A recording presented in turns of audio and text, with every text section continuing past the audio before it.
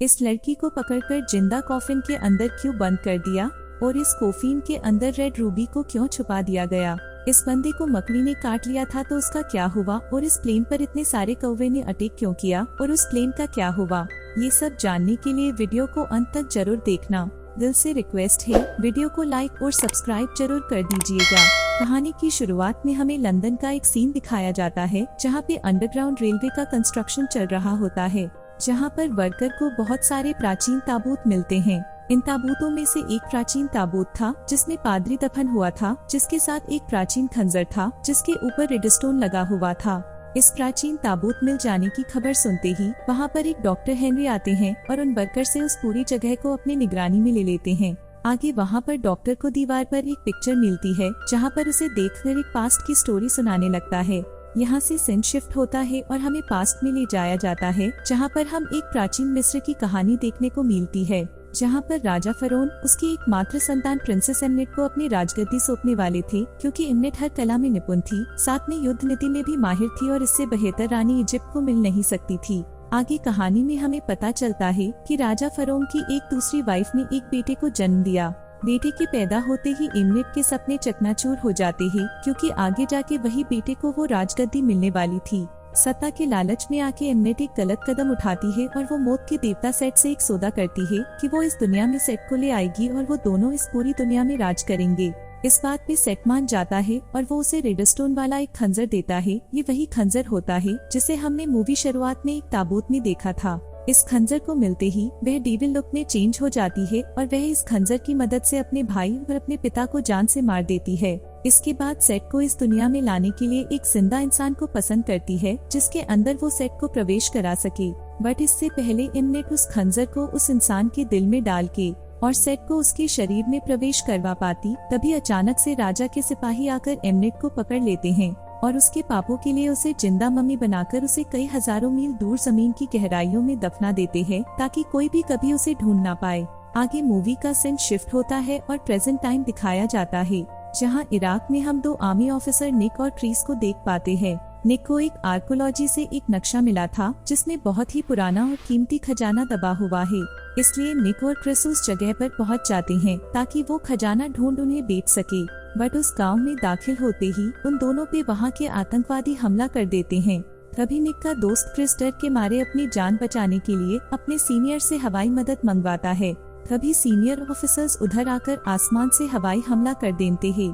उस गांव में बम गिरा देते हैं जिससे सारे आतंकवादी वहां से भाग जाते हैं। निक और क्रिस की जान भी बच जाती है। तभी वो लोग नोटिस करते हैं कि वह बमबारी की वजह से उस गांव के बीचों बीच एक बड़ा सा गड्ढा बन चुका था, साथ में पूरी जमीन नीचे धंस गई थी।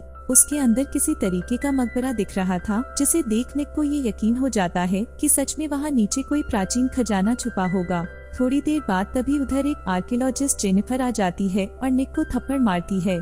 दरअसल दोस्तों, जेनिफर वही आर्कियोलॉजिस्ट थी जिससे निक ने वो नक्शा चुराया था। आगे निक, क्रिस और जेनिफर ये तीनों ही उस गड्ढे में नीचे जाते हैं, जहां निक पे मरकरी यानी पारा गिरता है और वो पारा एक खास तरह के टनल से होकर एक झील में जा रही थी। ये लोग उस झील के नजदीक जाकर देखते हैं कि झील के चारों तरफ 6 पुतले उस झील की तरफ मुंह करके खड़े हुए थे।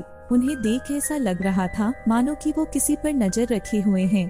तब जेनिफर को यह समझ में आता है कि ये कोई मकबरा नहीं बल्कि एक जेल है और इस पारे की झील में किसी को कैद करके रखा गया है। पर यहाँ एक सवाल खड़ा होता है कि एक इजिप्शियन जेल इजिप्ट से इतनी दूर इराक में क्या कर रहा था? आखिर इस पारे के झील में किसको कैद करके रखा गया है? अब इन सारे सवालों के जवाब जानने के लिए नासमझ निक बिना सोचे समझे इस पारे के अंदर से जो रस्सी निकल रही थी उसे शूट करके तोड़ देता है। इस पारे के झील से धीरे धीरे अब एक कॉफिन ऊपर आने लगती है, जो और किसी की नहीं बल्कि प्रिंसेस एमेनेट की थी। नाउ एमेनेट की ताबूत झील से बाहर आते ही वहाँ कई सारी मकड़ियाँ आ जाती है, जिनमें से एक क्रिस को काट भी लेती है।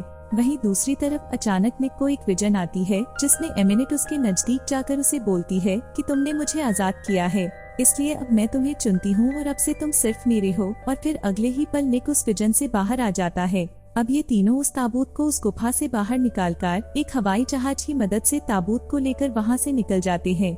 जहाज में जाते वक्त निक का दोस्त क्रिस, जिसे एक मकड़ी ने काट लिया था, वो बिल्कुल बेकाबू हो जाता है और वो सारे ऑफिसर्स को चाकू से हमला करने लगता है। इस वजह से निक को मजबूरी में क्रिस को गोली मारनी पड़ती है। बट प्रॉब्लम तो अभी शुरू हुई थी। वहाँ अगले चरण बहुत सारे क्रो एक साथ इनके जहाज पर हमला कर देते हैं, जिससे इनका प्लेन क्रैश होने लगता है।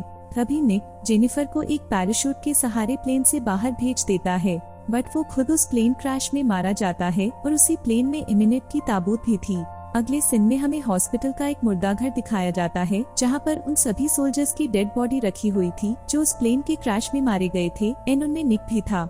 और तभी अचानक से निक उठ जाता है, जो कि मारा जा चुका था।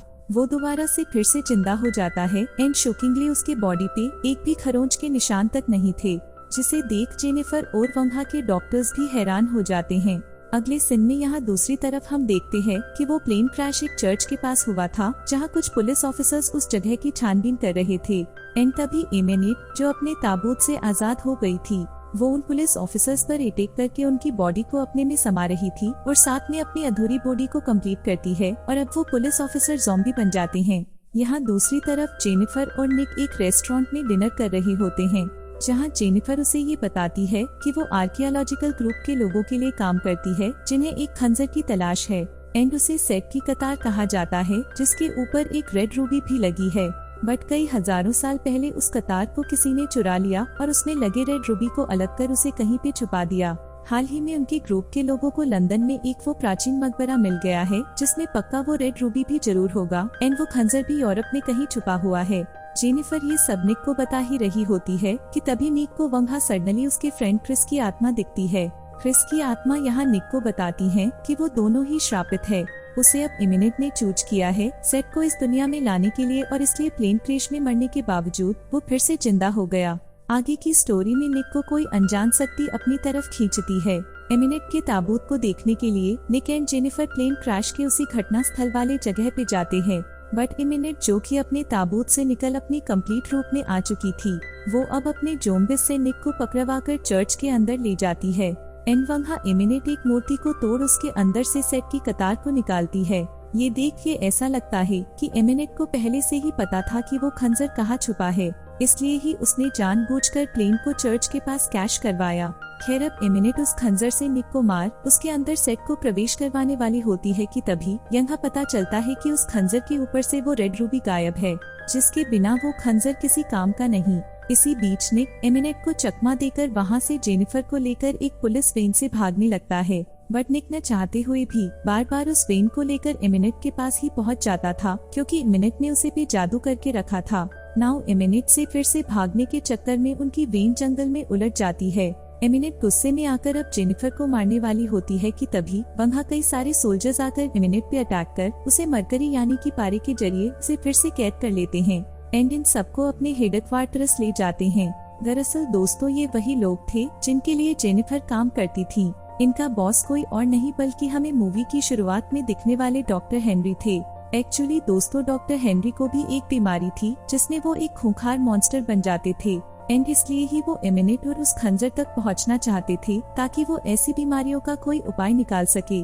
खैर, डॉक्टर हेनरी निक को वहाँ ले जाते हैं जहाँ एमिनेट को बांध कर रखा गया था। दरअसल ये लोग कई सारे पाइप्स के जरिए एमिनेट के शरीर के अंदर पारा डाल रहे थे, जिससे एमिनेट कमजोर हो रही थी, एंड जल्द ही वो फिर से जम जाएगी, जिसके बाद डॉक्टर हेनरी उसके शरीर की चीर-फाड़ करेंगे। वेल, यहाँ एमिनेट निक को ये बताती है कि वो श्रापित हो चुका है, वह किसी भी हाल में बच नहीं सकता क्योंकि एमिनेट ने उसे चुन लिया है। अब वो सेट को उसके शरीर में जल्द ही प्रवेश करा देगी। इसके बाद वो और निक अर्थात सेट दुनिया पर राज करेंगे। नाव यंगा अब जेनिफर निक की जान बचाने के लिए उससे ये बोलती है कि अगर वो लोग उस रेड रूबी को ढूंढकर उसे तोड़ दें तो सेट कभी भी निक की बॉडी के अंदर प्रवेश नहीं कर पाएगा, एंड उस पर से वो श्राप भी खत्म हो जाएगा। उसके बाद वो दोनों तुरंत ही लंदन की उसी टनल की तरफ जाते हैं जहाँ उन्हें खंजर वाला मकबरा मिला था। बट वहीं दूसरी तरफ एमिनेट एक मकड़ी की मदद से वहाँ के कंट्रोलर को अपने वश में कर खुद को फ्री कर लेती है, और वहाँ सारे ऑफिसर्स को मार वो मिस्र के रेत को निक को उसके पास लाने का हुक्म देती है। इससे होता यह है कि पूरा लंदन शहर रेत के चपेट में आ जाता है। बट जेनिफर एंड निक फिर भी जैसे तैसे उस अंडरग्राउंड टनल तक पहुँच जाते हैं, लेकिन वहीं दूसरी तरफ एमिनेट को पता चल जाता है कि वो रूबी कहाँ है, इसलिए वो उस मकबरे तक उन दोनों से पहले पहुँच जाती है, एंड वहाँ डॉक्टर हेनरी के सारे बंदों को मार वो सारे मकबरे में पड़े मम्मी को जिंदा कर निक को उस तक लाने का आदेश देती है। और तो और फाइनली इमिनेट को वंघा से वो रूबी भी मिल जाती है, जिससे वो सेट की कतार को कंप्लीट कर देती है। नाउ यहाँ अब दूसरी तरफ टनल के अंदर कई सारे मम्मीज जेनिफर और निक पर हमला कर देते हैं, जिस वजह से वो दोनों दीवार तोड़कर पानी के अंदर गिर जाते हैं।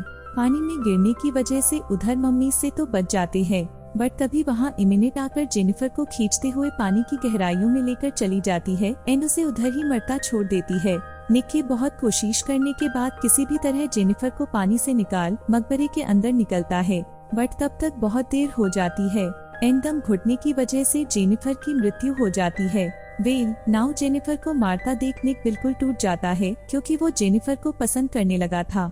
एंड तभी इमिनेट आकर निक को बहुत मारती है और उसे घायल कर वो खंजर दागने ही वाली थी, जिससे सेट उसके शरीर में प्रवेश कर सके, बट तभी उनके हाथापाई के बीच निक उस खंजर को इमिनेट से चुरा लेता है एंड वो उस रूबी को तोड़ने ही वाला होता है कि तभी अगेन इमिनेट निक को रोकते हुए ये बोलती है कि जरा सोचो, तुम इस खंजर की मदद से मौत पे राज कर पाओगे, पूरी दुनिया तुम्हारी गुलाम होगी। और ये सुनते ही निक को तब जेनिफर का ख्याल आता है और तब निक उस खंजर से खुद को मार लेता है, जिससे अगले ही पल मौत के देवता सेट के सारे पावर निक के अंदर चली आती हैं एंड वो भी बिल्कुल इमिनेट जैसा बन जाता है। अब निक और इमिनेट एक दूसरे के क्लोज आते हैं, बट तभी निक को जेनिफर की डेड बॉडी दिख जाती है, जिससे निक वापस अपने होश में आ जाता है एंड जो कि अब उसके अंदर बेशुमार ताकत आ चुकी थी, इसलिए वो इमिनेट की बॉडी को अपने आप में समाकर उसे वापस से मार एक मम्मी बना देता है। उसके बाद वो अपने पावर का यूज कर जेनिफर को फिर से जिंदा कर देता है और वहाँ से चला जाता है। आखिर में डॉक्टर हेनरी जेनिफर को बताते हैं कि अब हमें नहीं पता निक अपनी शक्तियों का इस्तेमाल अच्छे कामों के लिए करेगा कि बुरे कामों के लिए, क्योंकि कहना मुश्किल है कि वो कब तक सेट की ताकत को लिए अपने होश में रह सके और सेट उस पर हावी ना हो, क्योंकि जो भी हो निक है तो एक डेविल। और वहीं दूसरी तरफ हम निक को देख पाते हैं जिसने अपने पावर से अपने फ्रेंड क्रिस को भी जिंदा कर दिया था एंड अब ये दोनों निक के श्राप का इलाज ढूंढने के लिए मिस्र की तरफ एक नए सफर पर निकल पड़ते हैं और ये मूवी इस सफर के बीच में खत्म हो जाती है। तो दोस्तों ये वीडियो कैसी लगी प्लीज मुझे लाइक और कमेंट करके जरूर बताइएगा, और अगर पहली बार इस चैनल पर आए हो तो सब्सक्राइब जरूर कीजिएगा। मैं जल्द मिलूंगी अगली वीडियो में, तब तक ले लिए बाय बाय।